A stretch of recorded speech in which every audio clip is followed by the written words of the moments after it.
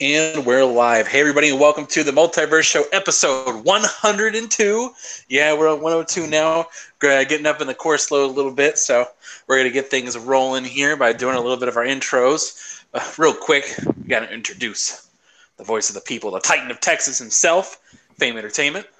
What's going on, people? Fame Entertainment here from TitGamesNetwork.com. Thank you guys for rocking with us once again. This is episode 102 of the greatest show on a Monday, the Multiverse Show. It's going to be a great show. We got a lot of stuff to talk about with you guys. We're going to kick it, have a good time. And, yeah, buddy. And we have, well, no, not right now, but he might jump in later, the Chief of Achievements, the one true king in the North, who's currently abdicated his throne right now to the runner-up, Undead 3XVI, who might show up a little bit later. Hello, buddy. And we also have the former Sound Master General, the Caesar of Cinema, Mr. James Wilson. Hello, everybody. I am, much like everyone else, I am just bathing in Cyberpunk glory. Oh, boy. I know Sam's excited. We'll get. And speaking of Sam, the Sultan of Syntax, the White Wolf himself, Mr. Sam Tolbert. Hey, everybody. It's good to be back here on the Multiverse Show, and I've got to say thank you for tuning into our special episode 102 Cyberpunk edition with all the Cyberpunk talk you could have ever imagined and more. It's the only thing we're going to talk about, and it'll be worth it. So sit back and relax. Oh, boy. And the Dawn of Deletion, the infamous Mike P. to Truth. Yo, what's going on, guys? Thank you for joining us for another fine episode of the Multiverse Show. As always, we have a great show planned for you guys tonight, so let's get it started. And I'm your host, Anchorman V2. Let's get it rolling. But real quick, I got to talk about Rebellion for a moment. Good Guy Rebellion. They come out here and they say, yeah, game launches on Tuesday. Game's going to come out on Tuesday. We're like, oh, okay, Tuesday. It's going to come go. Instead, you know what they do? They drop that game at 7 o'clock at night after the embargo drops at the same exact time for everyone who pre-ordered and could play it right now. And they don't have to wait till midnight and ruin their Tuesday morning just to play greatness. Good Guy Rebellion, dropping it at 7 o'clock.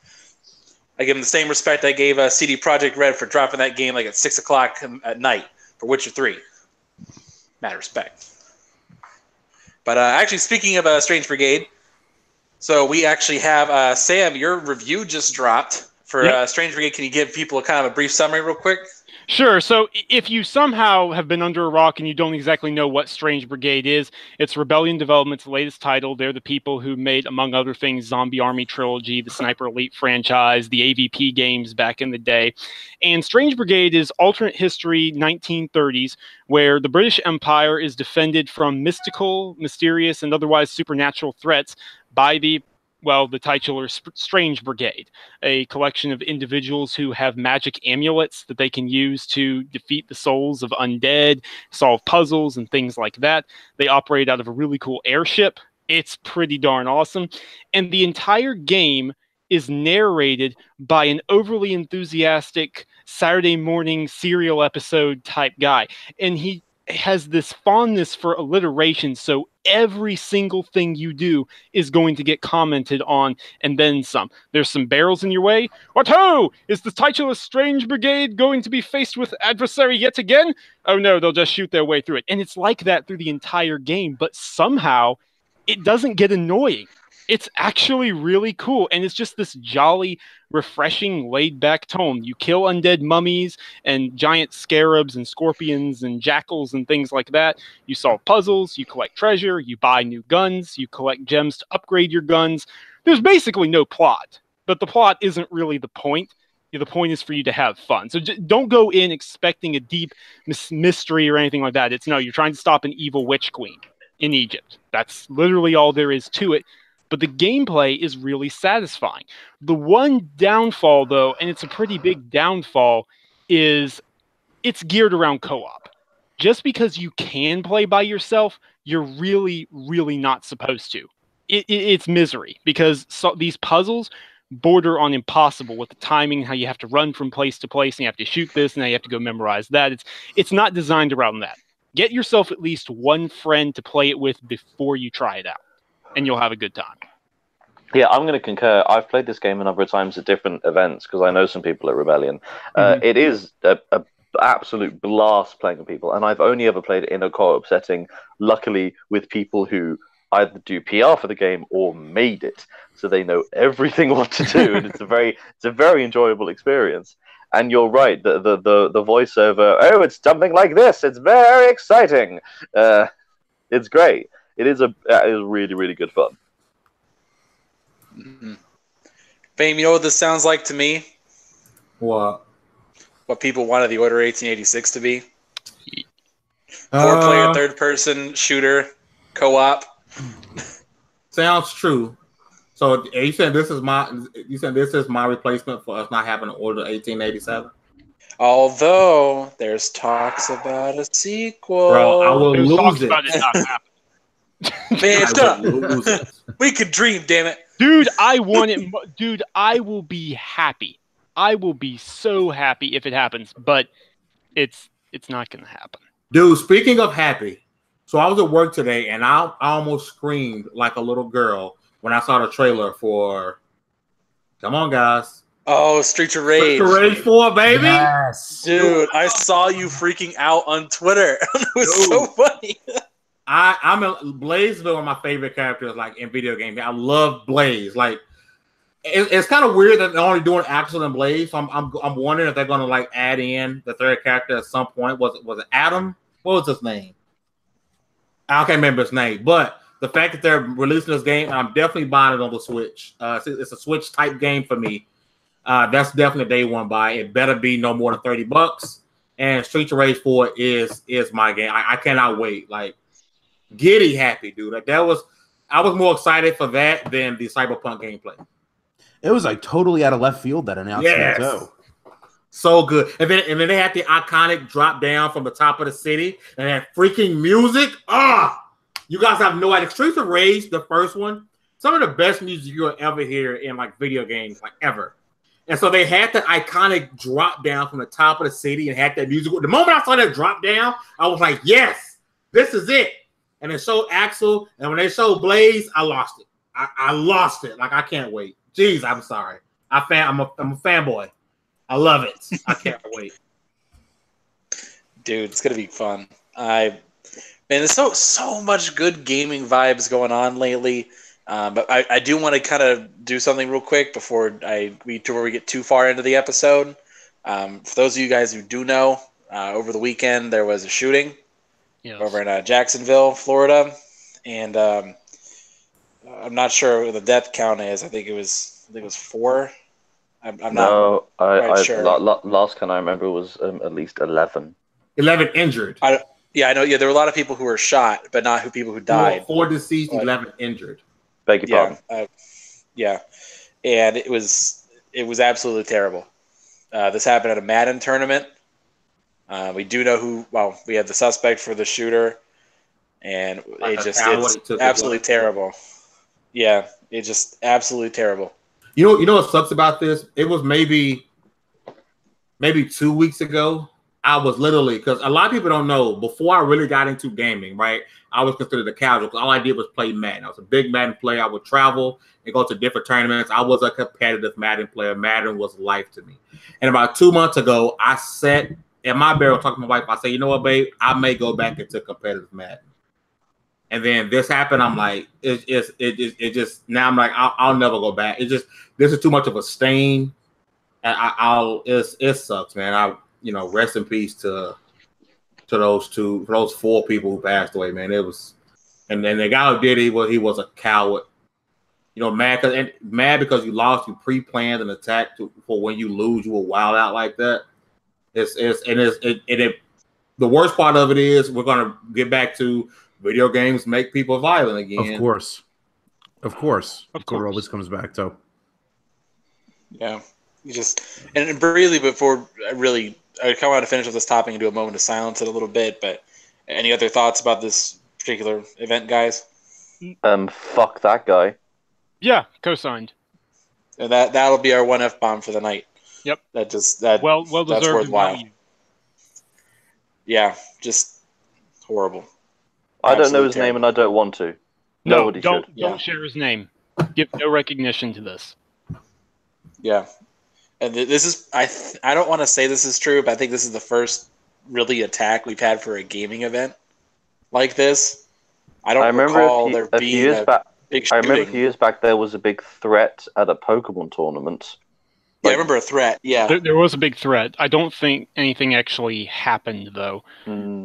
I mean, regardless, I mean, all I can say is seeing this horrible thing happen, I think to myself, you know what? Yeah, I'm willing to put up with ridiculous security at E3. I really am. See, it's because it's horrible. Just different, man.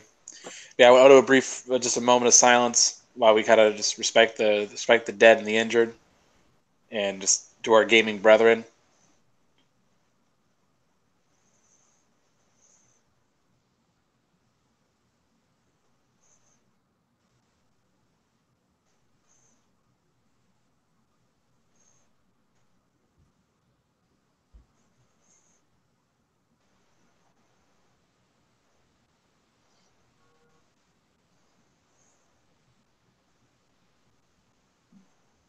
All right. So, all right. On a lighter note, we're kind of getting some of the stuff that's going on lately. I kind of want to. We have so much to talk about. Really, it's just so much that's gone on.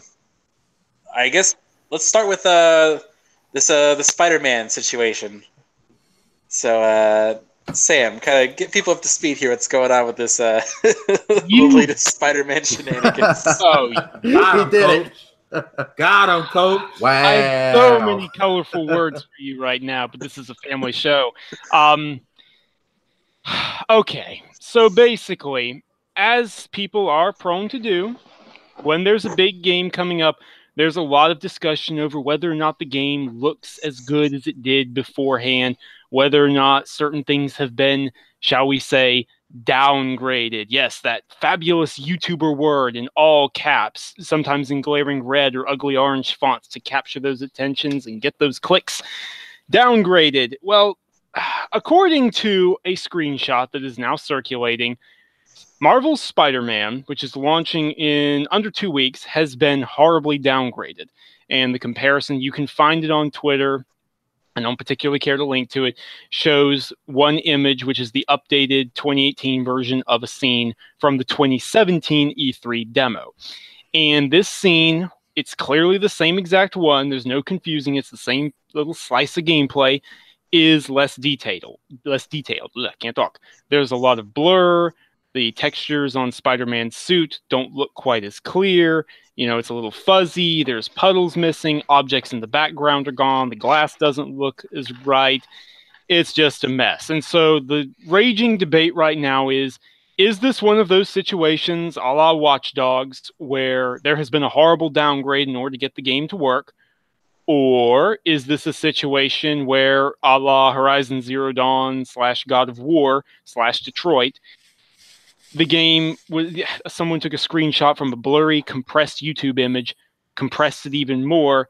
It's a different time of day, and some other factors are thrown in, and that's why it doesn't look as good. What is the answer? We'll have to wait until September 7th or Digital Foundry Breakdown to find out. Yeah. I will say what my 2 cents on it. Based on the evidence we have seen, yes, it does look downgraded. The excuse which we always hear, which is, oh, it's a different time of day. The picture, for those of you who don't know, there was a 2017 demo. And in that demo, it's Spider-Man kind of looking down on a small little gang of guys. And it's in a little construction site. And there's a bunch of puddles everywhere and cracks and stuff in the cement and things of that nature. In this new one, big portions of the puddles are gone and a lot of the details on the wall are gone. But to me, the big thing I noticed is the suit itself does not look as crisp as it did. And part of that likely is compression in the video, but still, it doesn't look great. Again, this is based on the information we've been provided with and what we've seen. I believe there is a downgrade that they have done, and that does happen on a good occasion. For example, most Ubisoft games like Watch Dogs, We all remember the Watch Dogs fiasco. And I don't know. I don't think it's a huge one, but I think clearly there was something that had to happen. But that's my kind of impression on it. I don't particularly care. I'm still getting it. I still have it pre-ordered. Look, here's the thing. But it's still gonna happen. I don't care either. Y'all just a bunch of Xbox, and y'all trying to downplay this greatness of a game. It looks great. Here's the thing, right? So what y'all seen was ray tracing on and ray tracing off. The PS4 has ray tracing, and it just cracked it off. So that's all it is. Like, quit being bots. Like, go play, like, go chase chickens and Sea of Thieves or something. Like, don't worry about this greatness, because y'all do is talk crap. It was the ray tracing, okay? Quit being bots, you bots. Oh my gosh. Oh, that reminds me. What was it? What was I thinking about Tomb Raider earlier this week? Or last week, rather. What was the thing about it with the... It was like a demo? In a 3-second clip, right?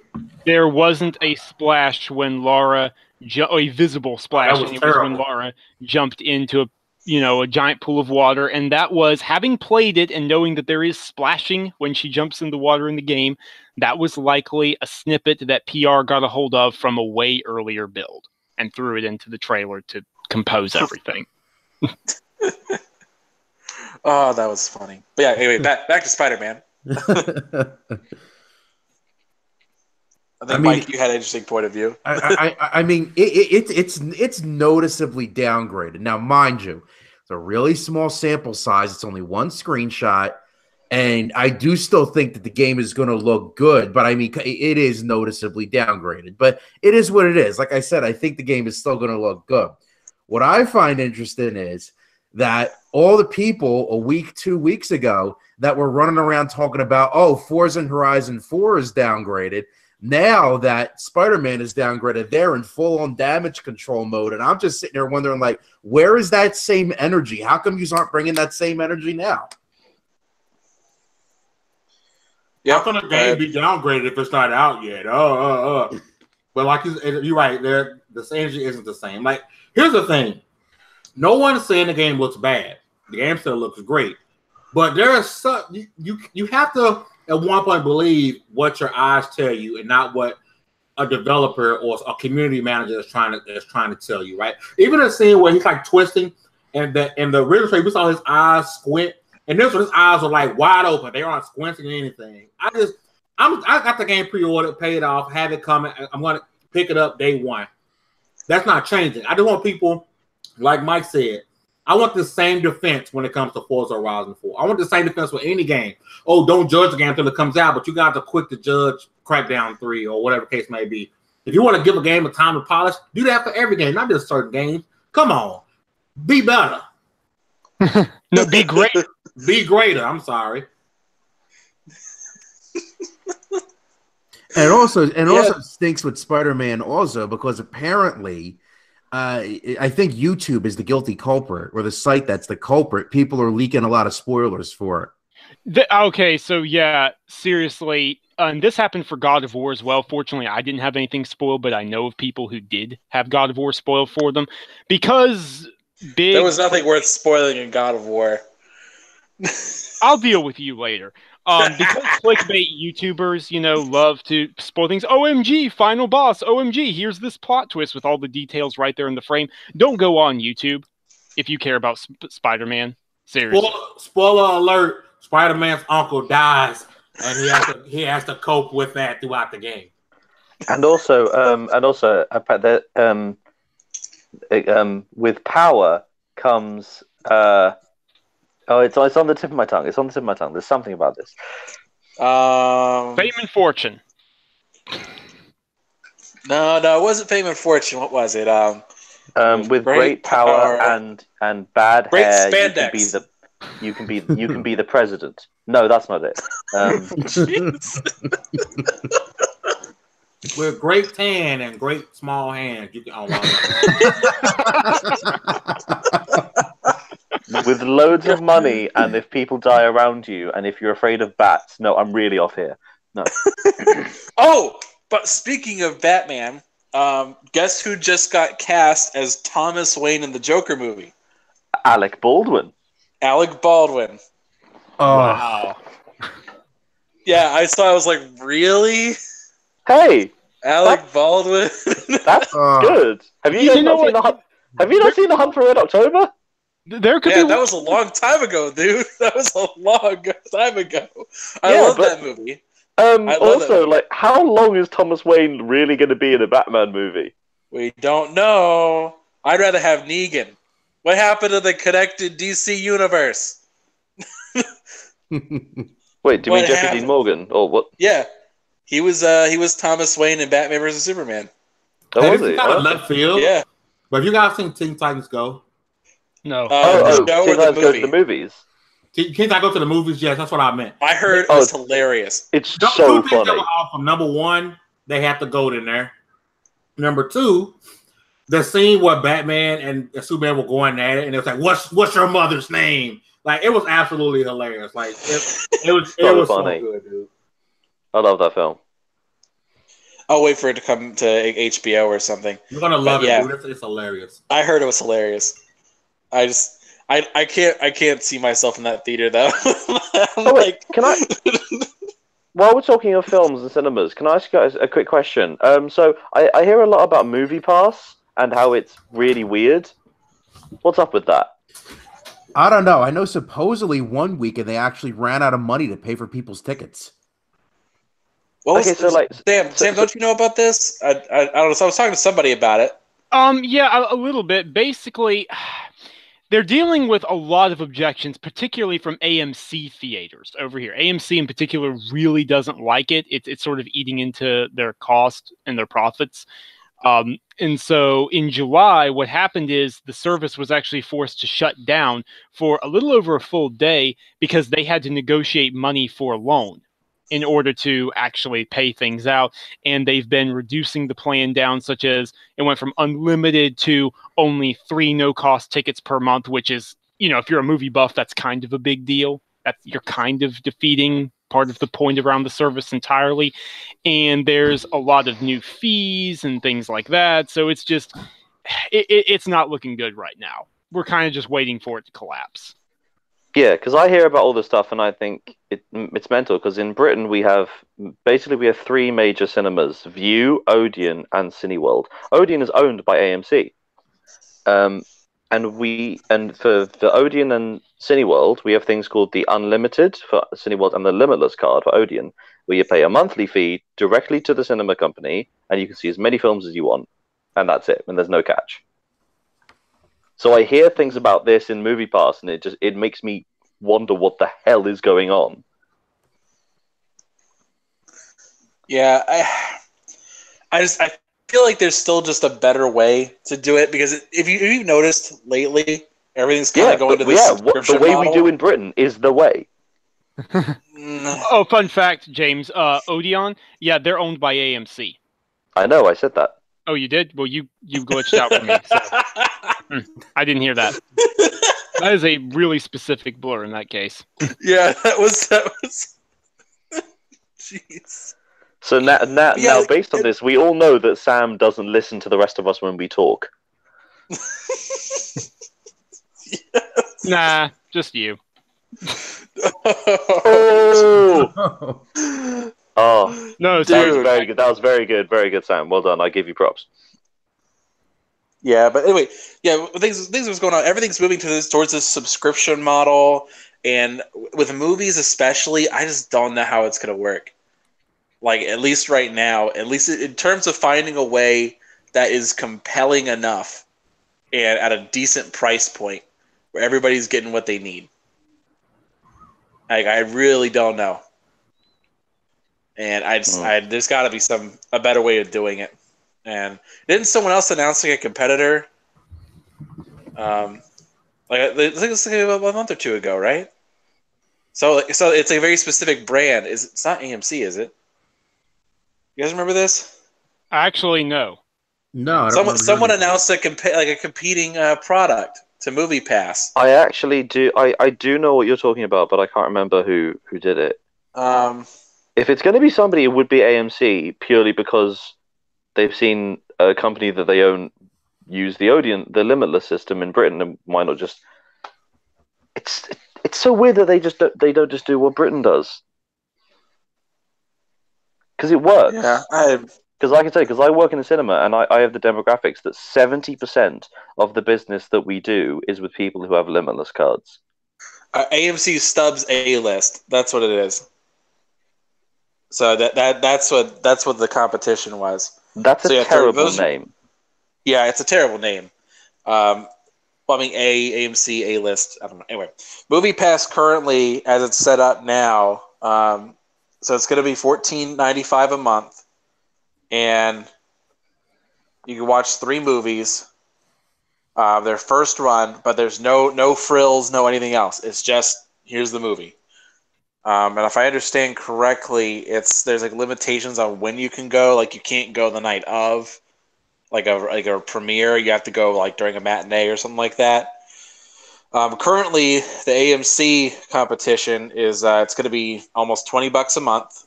You check out, you can see 3 movies each week. Yeah, it's like IMAX, VR, stuff like that. That's not included. And it's like you get points when you actually buy tickets. Like if you go and like your friends are going with you, you get points instead, and then it counts as like a $5 credit on your card extra. So anyway, that's a thing that they're doing. But it's actually, speaking of subscription models, didn't Xbox just do something today? Didn't they just announce something? Their own kind of subscription-based model for hardware? Yeah, they did. Xbox All Access has been confirmed. Anyone else particularly interested in this? Saw the details, or?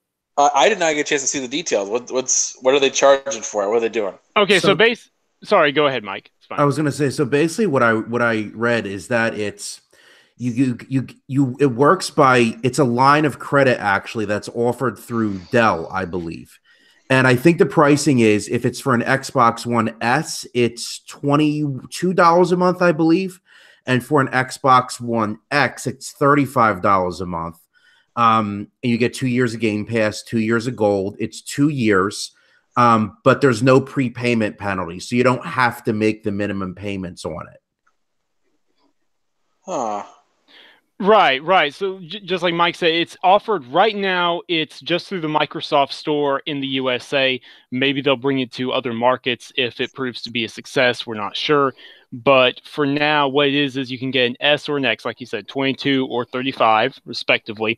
But you get Game Pass and Xbox Live with it. And if you pay, the minimum amount or more, obviously, over the 24 months, there's no interest whatsoever. So that completely changes the game for some families, or if you're struggling for money, but you still want to be able to de-stress and play games and stuff like that. And it's not like you wouldn't be getting games because you have access to Xbox Live and the free games through Gold. So it changes the game on affordability. It's really nice. Do you get to keep it after the 2 years? Like after it's all paid off? It's yours to own. Yeah, it's not a rental. It's yours to own. Because that's what I was wondering about. I was like, how are they gonna, like, the people who are just gonna sign up for it, no money down, just go, all right, give me an X, it'll be good. Like I was wondering how that was gonna work. I was like, what? Like how are they gonna stop that? But it's a line of credit though. It's not. Right. Yeah, through Dell approved credit, actually, to be precise. Okay. Yeah, that'll help mitigate the loss there. I was really wondering about that. I was like, huh. And it's funny because I was joking back and forth with King David, like, but before they made the official announcement, like, oh, what's going to happen if you can't make your payments? Phil Spencer's going to show up at your house and repo your Xbox. No, they'll outsource that to the ambassador program. No, but I think what happens is if you don't make your payment on time, that's when you get hit with the interest, and that's when it F's up your credit. Yeah, if you don't make it on time. Yeah. That'll be, definitely. All right. That's what I was really wondering about that. I was like, how are they gonna? Because we knew about this like for maybe like a week or two now, where like we heard rumors about it, and we didn't like. I was wondering the details of how they were going to handle that. Shout out to Tom Warren and Jez Corden, who both sort of leaked the details on this beforehand. And despite certain people saying they weren't correct got it 100% right. So I think it's a great program, and I think it's a really good option to have. Once again, Microsoft is providing consumers with choice, and they're providing them with a consumer-friendly option. Nobody's forcing you to do this, but the option is available there for you. Now, one thing I'm curious about is if they'll eventually do something similar without the console, like if they'll do a similar program where they bundle Gold and Game Pass together, because that's something I would be interested in. Man, there's literally no excuse not to play the Xbox game at this point. Like, like just think about it. Like, okay, Forza Horizon 4 is coming out when? Later this month? Or no, so it's later next month. Sorry, I keep forgetting it's not September yet. next month. So it comes out later in September. If you want to play the game, you pay $35, you get an X for a month, and you get Forza Horizon 4. And you get Gold, and you play to your heart's content. That is the cheapest deal of all time. That is insane. I'm impressed. That's amazing. Yeah, That's it's amazing. pretty crazy.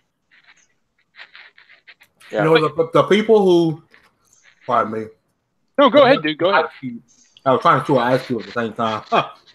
Well, I think the funny part that a lot of people are saying, oh, you know, people are being cheap, it's the welfare box, etc., are the same people who paid extra $30 a month for their cell phone to pay it off over the next 2 years. Of course. Of course. I had some person say to me that, okay, well, I don't agree with this program, this financing program for Xbox.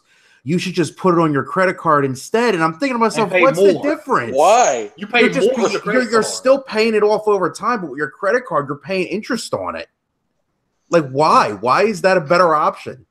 It's not. The people who want to downplay and a great offer, to be honest. I mean, for if you don't have an Xbox console, you've been thinking, oh, I'm really a PS4 gamer. I would an Xbox. I want to spend the money for, but you go and drop $22 a month, and that covers 100+ games off the rip, plus the live games.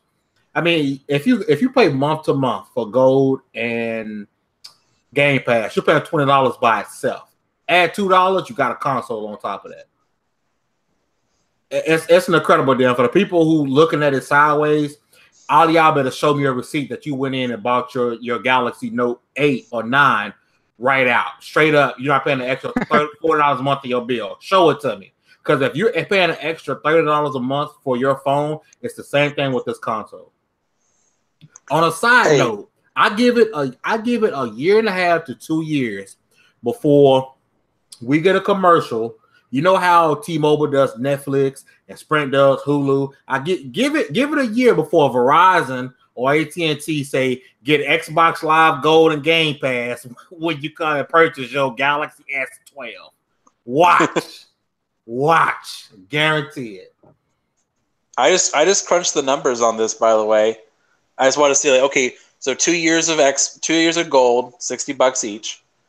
You do 2 years of Game Pass, which is for $10 a month, which is $240, and then the price of an X for $500. So if you do the $500 for the X plus the $240 for Game Pass plus the $120 for Gold, it comes out to $860, which spread out over 2 years comes out to $35.83 a month. So it's pretty close. That's what I was worried. Like, how is it going to be a loss? But you also have to reckon that inflation does come into effect because it is 2 years, and so you're not going to lose that much. And also the price of an X is going to go down over time. So that's not bad. That's a pretty good deal. It's not a bad deal, and I know people like to make fun of it. And not here's the thing: gaming is an expensive hobby. That's one thing we can all pretty much agree on. It's not cheap to be a gamer, but everyone should be able to have access to gaming. Right. And so for the people who can't go out and drop even $300 or $250 on an Xbox, this is a better option for them to pay it out over time. This is great news. Absolutely. You know what they need to do next? Oh, go ahead. Sorry. I was going to say it really is a great option because the whole point of it, that the most expensive thing you buy when you decide I'm going to buy an Xbox is the console. That's the most expensive thing, and it removes that barrier of entry. It makes it easier to get into. Guarantee. Yeah. You know what sucks? I wish you could do this at more stores, for Microsoft's sake, because if this can do it in more stores, and a parent walks into the store, and a parent goes, "Oh, wait a minute, I can do how much right now, and how much interest? None, and how much a month? $20, and I get this and all these games. I don't have to buy. What you mean? I don't have to buy any games with this? Dude, parents would eat that up if they could walk into their local GameStop and be able to do that. They would eat it up this holiday because we all know parents go buy the sign over the holidays. Yeah, just imagine the sign over at the Xbox, like, oh yeah, PlayStation on sale for $200, or you pay $35 a month to get an X and 100 games. Yeah, like steal. It's a steal. People's brain will explode. Even though I still contend that for people who don't have an Xbox, I think the S is the better entry for them. Just in my opinion, not only just for the cheaper aspect of it, is the fact that 4K adoption still isn't what it probably should be as far as television sets and stuff goes, or I'm sorry, 4K TVs that are actual, give you HDR, 100 to 240 hertz, HDR. Because there are a lot of TVs there. It's 4K, but so I think the S is still a better adoption for those who do not already have an Xbox. Now, if you have an S but you want to get the X, but you don't want to spend $500, this is perfect for you. Now, here's an interesting question that I just thought of. Let's say you have an S, you want to trade up to an X, right? And you want to use this program. Is there some type of trade-in thing where maybe it takes some however many months off of your payments? Well, didn't Sam say that you can pay more? It's not a fixed rate, right? You can pay more than your $35 a month. Right, you just have to pay that minimum, either the 22 or the 35, depending on what your bundle is. Gotcha. So I'm wondering, can you pay like 3 or 4 months in advance? Like, can I just pay if I go get rid of my Xbox One S, and get $100 for it? Can I make three payments? Like, I don't think they'll do it. 3 months. I think it'll count towards your premium, or not your premium, your principal. I don't think they'll allow you to stack it like that. They're gonna make you pay each month. But it's if you go get rid of your S, it's still lower the cost of your total cost. Yeah. It opens up a possibility. Like, I don't have Verizon. I have a trade-in program I get to upgrade for free from my phone, and so like I pay the same amount, and so whenever the time comes up, actually it's gonna be next month. I don't know if I'm gonna upgrade or not. I don't know if I want to. People shouldn't expect Xbox console sales to jump through the roof off the rip because you can only do it in the Microsoft store, and Microsoft stores on every corner like a Starbucks. And it's only in the U.S. So I hope, it does well in the U.S. That way they can branch it out to other countries. But I do think they need to find a way to do this outside of Microsoft stores because there aren't enough Microsoft stores just lying around. I think I know of one I can get to, and I live in Bedford, which is right between Dallas and Fort Worth. I know of one Microsoft store. Right, exactly. This is obviously a test, and I think if it's well received at those stores that they'll expand it, or they'll try to work with retailers, probably like Walmart, Best Buy. Target, I can see Best Buy doing it in a heartbeat. Oh, GameStop ain't going to work with them, though. No, they won't. Tell you that. GameStop is. We want used consoles. Yeah. Wait, it could work. They could all be used, technically.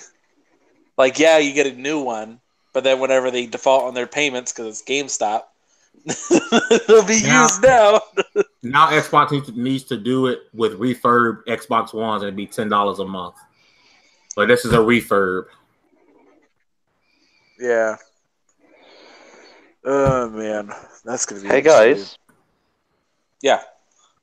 Can we talk about Cyberpunk now?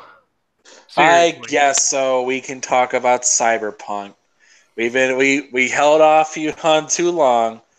We'll let you guys talk about it. So something happened today. Some insignificant game called Cyberpunk or something came out. All right, so tell us about Cyberpunk 2077, James, aka would you like to? lame You are Fallout pushing it, 76. dude. Seriously, you're pushing it, James. Yes, so don't worry if you haven't played the previous 2076 Cyberpunk games. You can jump straight into this one.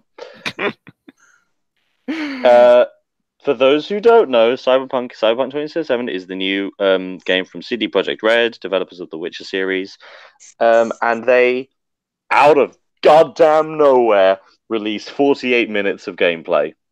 Now they say repeatedly, and if you watch the gameplay, it's all on YouTube. It says at the top, "Work in progress does not represent final look of the game." They say that a bunch of times, and I'm led to believe that this is the gameplay that was shown off at E3 and Gamescom, to behind closed doors to the press. Which begs the question, Sam, how the hell did you not see this at E3? It is the one game that I wasn't able to see simply because TLDR, I was going to be able to get in, but my first 2 days on the floor were just stacked. And on the third day, they pulled a switcheroonie and they weren't letting people in just, oh, you're press, okay, you can come in. It was appointments only. So I got screwed because I had too many appointments. That's basically how it went. But fortunately, hey, we didn't have to wait that long to see it. That's the great thing. They didn't make me wait until next E3 to try and see it. So there is Richard, I'm actually surprised that they published it at all. I'm very surprised too, dude. I'm really surprised about it. And did you see the hidden frame message at the end? I'm full disclosure. I work a job where it was released at like 6 p.m. GMT, and I started work at 5 and finished at 11:45 and only had a half-hour break. So I've still got 4 minutes to go of the gameplay. Okay, all right. Well, basically, at the end of the gameplay, they said, hey, we understand showing the gameplay, is a little controversial. We weren't sure. We debated it for several weeks. At the end of the day, we want to do right by our fans and show where we are right now. They just place emphasis on the fact that this is where we're at right now. They're still figuring out several game mechanics, and things may change because they are deep in development. So, yeah. But from what we can take from this gameplay, from this demo, it is the most RPG I think a game has ever been. Yep. If you guys know what I mean. Like, does anyone else here play tabletop games? A bit, just a bit. Wish I'd played them a lot more. But I'm really big into D&D, Call of Cthulhu, and a friend of mine, and we just started a Cyberpunk 2020 campaign. So I'm burning up on Cyberpunk lore at the moment. And also I recently rewatched Dread, the action film from a few years back, and I'm getting major Dread vibes from this, which is only a good thing. I've looked at maybe like 10 seconds of gameplay. I'm like, I can't watch this. I can't do it. I can't watch this because I don't want to get excited for a game that's not coming out for 2 years. I'm going to watch it once, and I'm never going to watch it again. I'm going to finish watching it, then I'm never going to touch it. I literally skimmed over, saw character creation, and him holding up, like your character holding up a gun and looking at another person. I was like, I'm done. Let's talk about character creation actually, because it's. They said it's a sort of like a dynamic class system. You decide your character backstory based on like key moments,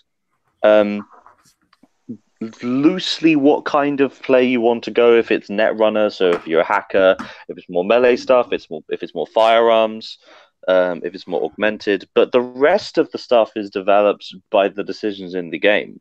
And let's talk about Night City as a world. I have been very vocal about my dislike of the Rockstar open world formula and a lot of open world games in generally. I'm not the biggest fan of The Witcher 3's open world, no matter how good it is. I love Night City. I love it. It's dense. That's the thing. It's not so much large. I mean, it is large. Don't get me wrong. It's an open world, but it's dense. You know what I mean, James? You get the feeling that there is something to do around every corner.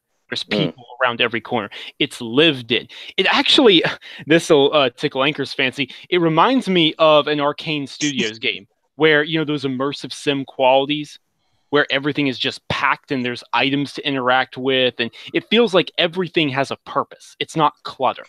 Every What I liked about item it is there for a reason. I'm digging the atmosphere of this one too, because what I find all the time that happens with Cyberpunk games and just people who just do that aesthetic, they always go full Blade Runner, which is it's always night, there's rain, and there's lots of neon everywhere. And yeah, there's a good chunk of neon in this one, but it's like daytime, it's bright, it's like, oh, nice. Like, like they're not going for like it has to be dark and dreary and freaking like Observer's like that. Observer's literally that exact situation. It's Blade Runner in Poland. There's neon. It's dark. It's rainy. Everyone goes for Blade Runner. I'm just so glad. It looks different. It looks unique. Do you think that Poland is like secretly this cyberpunk haven, and they just keep it really under wraps, and that's how they're able to get like this level? Wakanda? Man, I don't know, but I'll tell you this. I'll tell you what I do know. Poland is a hotbed for game industry talent. I will tell you that right now. Like, studios and talented devs are cropping up all over Poland. I'm sorry, Fame. I gotta say it. Say what? What I missed? It's white. They said it's white Wakanda. What? Poland is white Wakanda. Wow. Wow. Alrighty then. I don't know why this is making me laugh so much. It's Wakanda with swearing. Jesus. Okay. I'm sorry. You good? You make it through? I think so. I'm going to call this name of this episode White Wakanda. Bro. Poland is White Wakanda. Oh, wow. Well, just going into everything else, a lot of people were a little confused at the decision to make the game first person, but I love it. I think it makes it even more immersive because you're not role-playing another character and their decisions. You're role-playing you. It's V. It's your character, your decisions. It's the person you want to be, and you can be anything in Night City. Anything and anyone capable of anything. So I love it. I love the first-person perspective. The animations look great. The gunplay looks fantastic. Slow-mo abilities, the shotgun was great. I don't know what else there is to say about it. CD Projekt Red is just head and shoulders above everything else on all fronts right now. It's crazy. And this is all to say that, who's to say that it doesn't get better in this time? Right, absolutely. It's a very optimistic thing because obviously, like famously, game demos before games come out don't always look as good as they do when they come out. We were talking about it earlier in the episode. But you've also got to remember, like, the difference between that is this is the promise of a new generation as well. Right. Mm-hmm. Because there's no date for this game, and I think you'd be a fool to think that this game is coming out in 2019. Oh, no. This is 2020 at best. At absolute best. I want to bring up something about Cyberpunk, because I read this a couple months ago. People were having a problem with it being a first-person game, especially because Witcher was a third-person game. And it's almost like they're different games. Yeah, I kind of want to talk about the psychology of it. Anytime you have a first-person game, you tend to mentally associate yourself with that character more than a third-person game. Because in terms of gameplay mechanics, when you are sitting in third person, you're looking at another person doing something. And you associate that person as a separate entity. And so when you're playing Witcher, you're seeing Geralt. It is Geralt's story. You have a little bit of say-so in how things turn out for him, his story. Right. It's not you, it's his story. You are role-playing, but it's in the context of what would Geralt do. Yeah, exactly. But in this game, and I call this more the Bethesda model because they do this a lot, where you create your character and you play in first person, you are that character. Mm-hmm. You are unlocking what you want to do. You're fulfilling your fantasies and playing the way you want to play. So, and like, okay, here's an example. So people were saying like, well, but if I want to be like a net hacker in Cyberpunk, I want to be able to see my character and look at him do all this kind of stuff all the time. It's like, yes, that is one thing, but you are that character. And that's not a problem for these kinds of games. For example, everyone's here played Skyrim, right? Of course. Yes. You can remember your favorite character, like your main person. Like you remember who you were. Even though you didn't play in third person, most likely. You mostly played in first person. Right. You rarely saw your character. But you know who you were. You remember how you played. Because that character was you. Right. And that's the point I get to. And like again, that backs up what I was talking about, the immersive sim elements for games like Dishonored or Prey or things like that. You know, it calls to attention that as well. But it also calls to attention, like you're saying, the immersive sim elements in Bethesda RPGs like Skyrim, Oblivion, Fallout 3, Fallout 4, things like that. So it's incredible. I can't wait. I know I'm going to be waiting a long time, but I can't wait. Yep. I'm excited.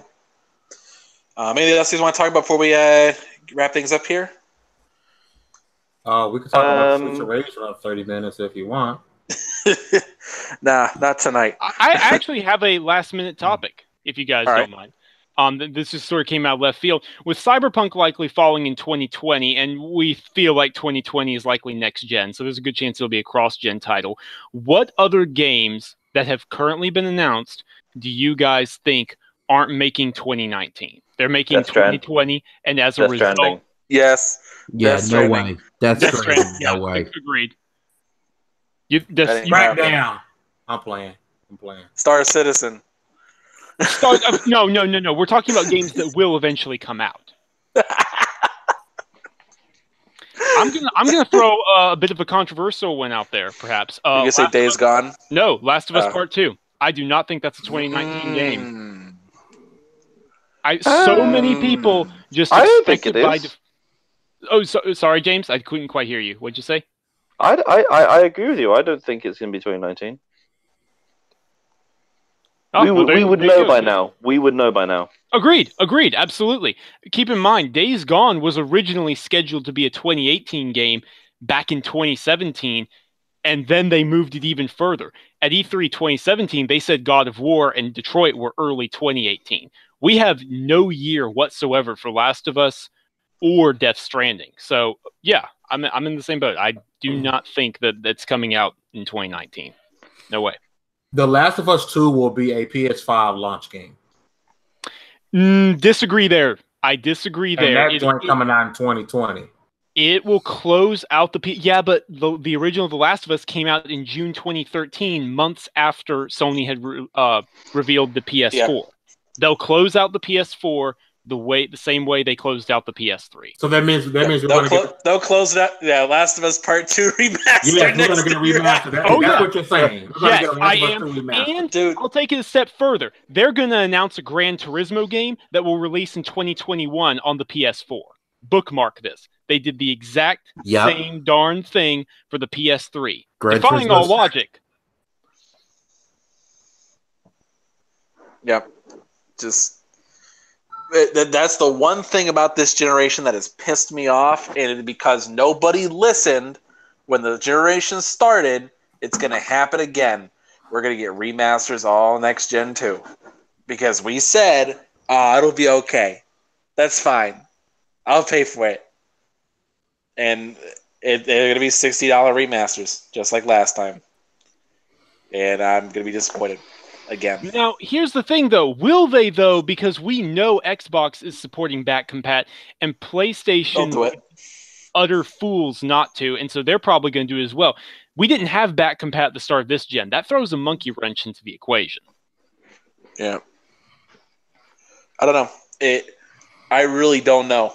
I will say that it's even if they do have back compat, It's still not going to work for PS3 games. They're going to still remaster those. They're going to still throw those out there. I'll mark this now. Expect a MotorStorm remaster. It is coming. They just shut down the servers, by the way. On the PS3, they'll remaster it. Yeah, I wouldn't be surprised. They'll remaster it, and then they'll have a new one. But that'll happen. While we're on the ranting, I've got something I need to get off my chest. And no one here is going to care, but screw it. I've got a platform and I'm using it. Okay. I love the FIFA games. I love football. I'm going to call it football because that's its name. And there's a thing in FIFA called career mode, which is awesome, and everyone should do it. It's a manager mode where you take charge of a club and you can run it forever, and you can like make it the best club in the world, and it's awesome. You used to be able to like really, really influence the club. You used to be able to like schedule training and make the stadium bigger to get your costs up. You used to have a scouting report that actually wasn't a pile of dog feces. I was about to say the other thing, and I realized I couldn't. And in recent years, the career mode has been ruined, and it's terrible, and I hate it. And I want it to be better, but it won't, because apparently an announcement and like a new feature in a game is announcing that you have the Champions League, which is a goddamn license. It's not a feature. I hate it. I hate that I'm going to buy it and enjoy it as well. That's the worst thing about this. You know how people have like a love-hate relationship with Star Wars? I have one with FIFA. Yeah, you do. We've noticed. I love it so much. Is the problem? Do you feel better now, dude? I mean, no, you know what? I'm not going to feel better until they make it good again. And fair enough. Fair enough. That is a totally fair attitude to take. And there's so many people who agree with me because like the thing about it is that like you know what? I'll stop. Do we need to expect to see red hats with MFGA? Make FIFA great again. The thing is, there's so many YouTubers already doing this kind of content. Like, you know, we don't need red hats. We need red football boots. All right. So, all right, we're gonna wrap things up here. We'll do some of our outros. Thank you guys for tuning in. This is a fun show. I like this new format. It's been fun. All right, so we'll get this thing rolling here. James, where can good people find you at? They can find me on Twitter at James_S Wilson. Send me the hashtag Make FIFA Great Again. Let's do this. You heard the man.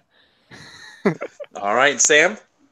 You can find me on Twitter at Samuel Tolbert. That's TOLBERT. I'm happy to talk games, movies, TV shows with you. And you can find what I write on tickgamesnetwork.com. Just dropped a review for Strange Brigade. And it's not going to be the last one because September is upon us. And with it brings an avalanche of reviews. So yeah, that's going to be a lot of fun. But come check us out. All right, Fame.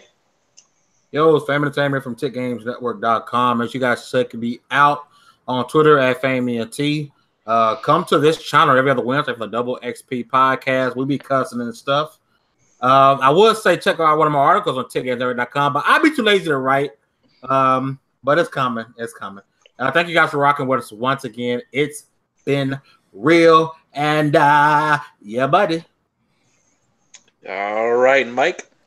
All right, guys. Thank you for joining us again for another great episode of the Multiverse Show. You could find me again at tickgamesnetwork.com. Also on Twitter at MikePTruth. All right, and I'm your host, Anchorman V2. You can find me on Twitter and pretty much everything else under the same handle. And we're going to get things out of here with the greatest show on Mondays, the Multiverse Show, episode 102, closing out.